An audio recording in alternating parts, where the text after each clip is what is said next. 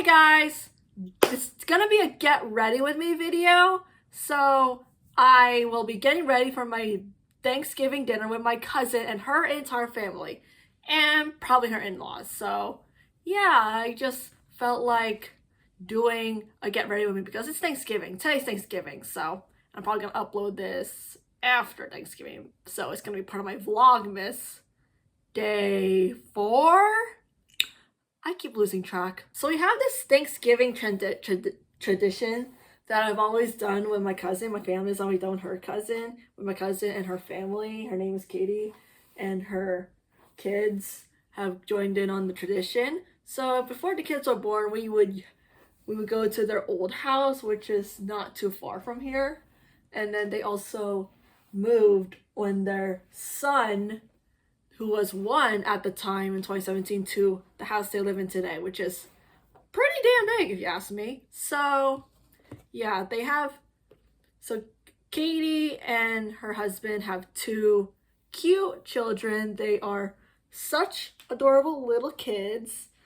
I'm not gonna say their names because privacy reasons, but the 7-year-old son is such a lovely kid. He's like the typical rambunctious 7-year-old kid that you see in like elementary school. He's in 2nd grade, so of course that checks out.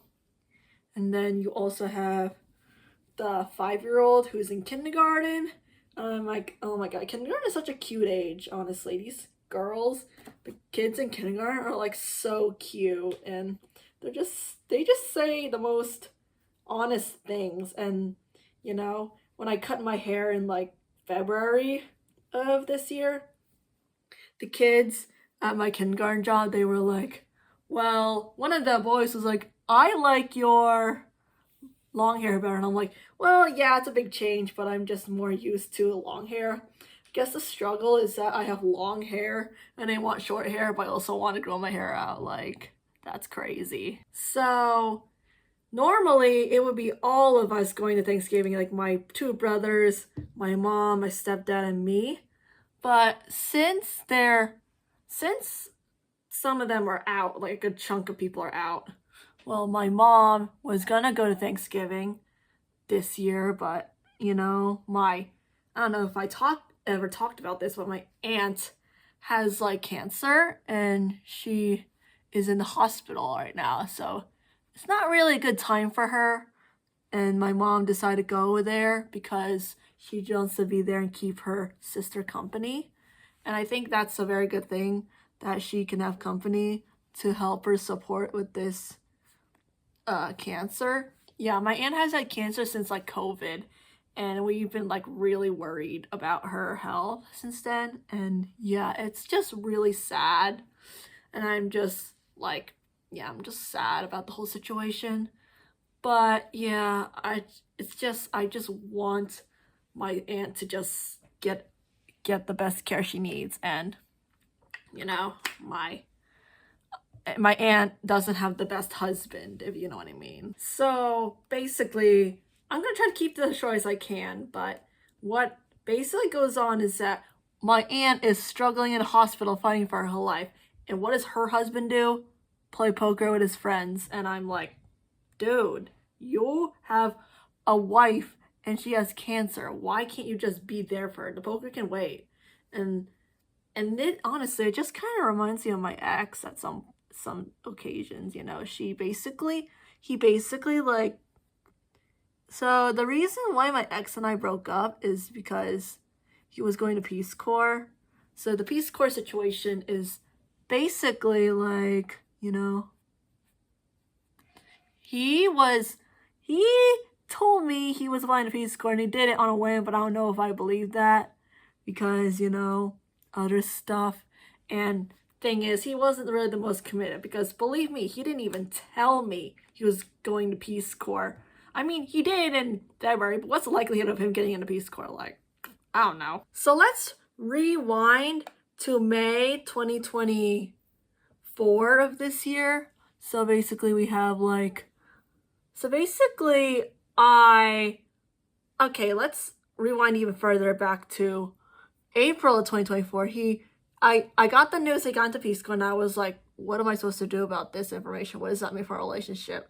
And then I cried about it a lot, like, during that time. It was not fun. Like, it was so not fun. And then what he basically did was, like, he said, I'm gonna try to make this as easy for you. Well, you're not, asshole. You're not making this easy for me. I got too attached. I'm so attached. And the fact that he didn't even, like, you know, tells me everything I need to know about his commitment. Like, he didn't even consult me. Like, I'm okay with him going to Peace Corps. It's just, why do it behind my back, you know? Like, that's so shitty. Okay, now we're in May of 2024. Basically, Memorial Day, he basically told me that he was gonna go to a camping trip and invited me. So I had known about this for, like, months at this point, since, like, last year, like, shortly after we got together, and my ex basically said that he wanted me to go along, and I'm like, hey, this is fine. I should come along, so this is fine. This is great, guys. Like, I really like, I don't know, I'm not much of a camping person, but yeah, it's just, I decided to do it because I want to try something new, and it's my boyfriend. Why not? I just want to hang out with him. At the time I did. So we're at the camping trip, Memorial Day 2024, and it started off great. I was just vibing with these people, and what happened is that like, the night we were there, the first night we were there, he kept, like, talking about Albania. I got really mad, because he kept hyping this off that, like, there was no tomorrow, and I'm like, dude, I get that you're happy, but be sensitive. Your girlfriend's not happy about it. You should fucking know that, man. I cried in front of you about it. Like, dude, can you, like, not? I swear, people are just, oh my god, I can't even.